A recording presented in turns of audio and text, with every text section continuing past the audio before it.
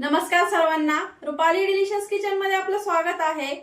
तर सर्वात आधी हर हर महादेव। तर आज आपण मस्त अशी महाशिवरात्री निमित्त मऊ लुसलुशीत अशी थोडीशी वेगळ्या पद्धतीची अशी साबुदाण्याची खिचडी बघणार आहे। अगदी अशी झटपट होणारी आहे, त्यामुळे व्हिडिओ स्किप न करता संपूर्ण बघा।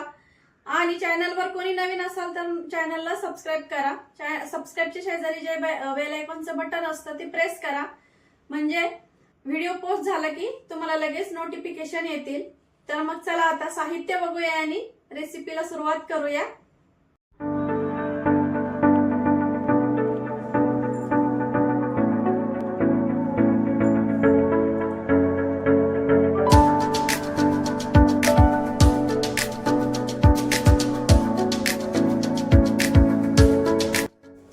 तर महाशिवरात्री निमित्त आपण आज छान अशी मोकळी आणि सुटसुटीत झटपट बनणारी खिचडी बघणार आहे आणि व्हिडिओ स्किप न करता पूर्ण बघा। तर भिजवलेला साबुदाणा घेतला इथं, तर 5 ते 6 तास भिजवायचा आहे, म्हणजे छान असा बोटावरती असा मॅच झाला पाहिजे, एवढा छान असा भिजला पाहिजे। आणि साबुदाण्यामध्ये भिजल्याच्या नंतर पाणी नको राहिला, त्यामुळं साबुदाणा सगळीच का होतो, मोकळा असा सुटसुटीत होत नाही। तर ही एक अर्धी वाटी मी साबुदाणे भिजत टाकले होते, तर त्याची 1 वाटी भरून साबुदाणे झाले। एक मध्यम साईजचा आपला इथं बटाटा घेतलाय, कट करून घेतलाय आणि साल काढून आणि पाण्यात टाकलाय। उकडून घ्यायचं असेल तर तुम्हाला इथं उकडून पण घेऊ शकता, पण अशी खिचडी एकदा करून बघा, खूप छान लागते।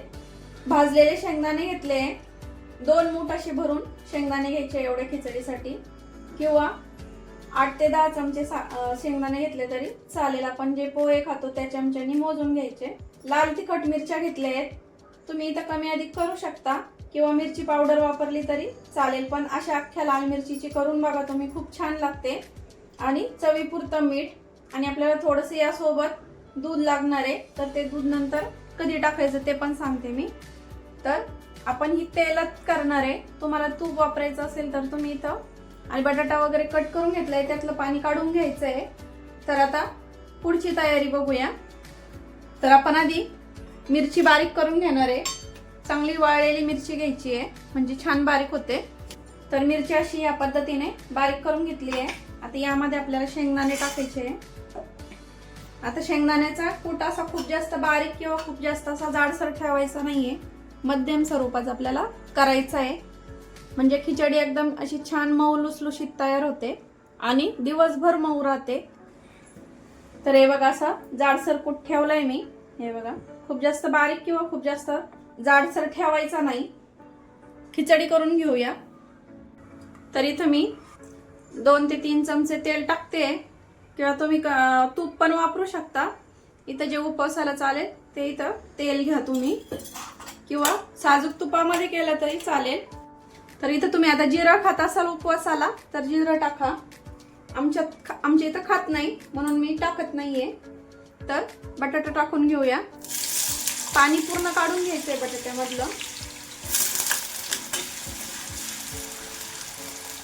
आपल्याला तर इथं चवीपुरतं जे मीठ घेतलंय खिचडीच्या, त्यातला अर्धा आता इथं टाकायचं आहे बटाट्यांच्या चवीसाठी, जेणेकरून बटाटे शिजल्याच्या नंतर आणि लागणार नाही। आता गॅस पूर्ण कमी करायचा आणि झाकण ठेवायचं आहे, म्हणजे बटाटे छान शिजतील। आता एका मोकळ्या भांड्यामध्ये आपल्याला साबुदाणे काढून घ्यायचे, मोकळे सुटसुटीत करायचे। यामध्येच आपल्याला चवीपुरतं जे मीठ घेतलंय ते टाकून घ्यायचंय, आणि शेंगदाण्याचं कूट आणि मिरची, ते वाटण जे वाटून घेतलंय आपण ते, आता हे सर्व आपल्याला मिक्स करायचं आहे।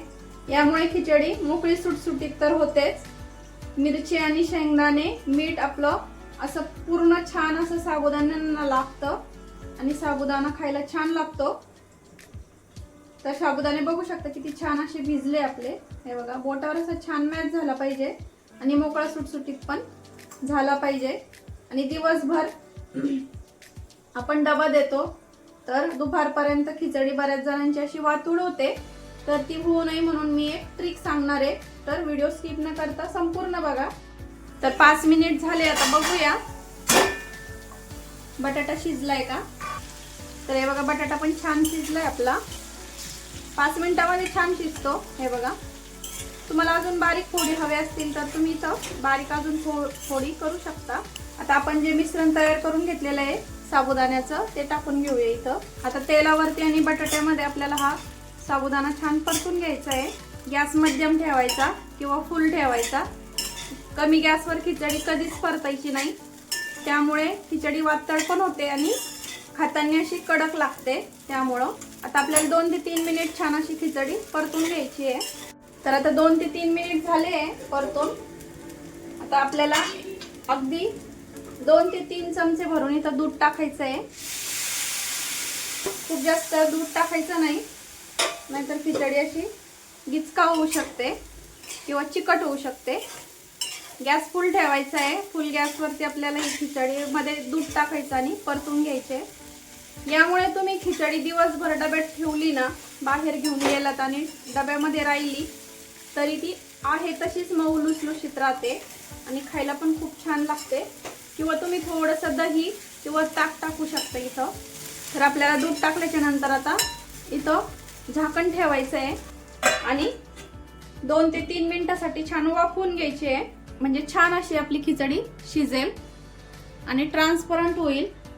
जास्त परतवत बसलं तर खिचडी त्यामुळे पण वातड होते, अशी मऊ राहत नाही। त्यामुळे आपल्याला थोडा वेळ वाफवून घ्यायची आहे ट्रान्सपरंट होईपर्यंत। तर 2 ते 3 मिनिट झाले, आता बघूया। तर हे बघा साबुदाणे असे छान फुगले आहेत आणि खिचडी साबुदाणे पण असे ट्रान्सपरंट दिसायला लागले। याचा अर्थ आपली खिचडी छान अशी शिजली आहे। आता सर्व करून घेऊया। बघितलं ना, अगदी झटपट होते तयार आणि मस्त अशी चमचमीत आणि छान अशी तयार होते। तर आता सर्व करून घेऊया आणि बटाटा पण छान शिजल्यात जातो वाफेवरती। हे बघा आता आणखीन जास्त मऊ झालाय छान। आता सर्व करून घेऊया। तर मस्त आपली छान अशी मऊ लुसलुशीत मोकळी आणि सुटसुटीत साबुदाणा खिचडी तर तयार झालेली खाण्यासाठी। तर हे बघा अगदी मोकळी सुटसुटीत झाली आहे। हिरव्या मिरचीनी शक्यतो पित्त होतं खिचडी खाल्ल्या बरेच जणांना, तर या पद्धतीची खिचडी करून खाऊ शकतात ते। तर कशी वाटली मस्त अशी आपली झणझणीत अशी साबुदाणा खिचडीची रेसिपी कमेंट करून नक्की सांगा। तुम्ही पण करा आणि तुमची पण अशीच मऊ लुसलुशीत खिचडी झाली आहे का ते कमेंट करा। तर यासोबत तुम्ही असं छान लिंबू किंवा दही घेऊ शकता किंवा त्यावर थोडासा चिवडा घेतला तर अप्रतिम लागते ही दह्यासोबत आणि लिंबासोबत पण। तर बघितली ना किती छान अशी मऊ लुसलुशीत आपली खिचडी तयार होते आणि थोडंसं दूध टाकल्यामुळं दिवसभर अशी ती मऊ लुसलुशीत आहे तशीच राहते। त्यामुळं थोडंसं दूध टाकायचं, मी सांगितलंय त्या प्रमाणाला 2 चमचे दूध टाकलं तरी तुमची खिचडी सकाळी केली तरी संध्याकाळपर्यंत आहे तशीच मऊ लुसलुशीत राहणार आणि खाताना अशी रबर सारखी लागते ना, ती अजिबात लागत नाही। त्यामुळं तर रेसिपी तर आवडलीच असेल, त्यामुळे लाईक शेअर सबस्क्राईब करायला विसरू नका। रेसिपी नक्की ट्राय करा, कारण घरचं जेवण हे खरंच स्वादिष्ट असतं। अशाच नवीन छान छान रेसिपींसोबत पुन्हा भेटूया, तोपर्यंत धन्यवाद।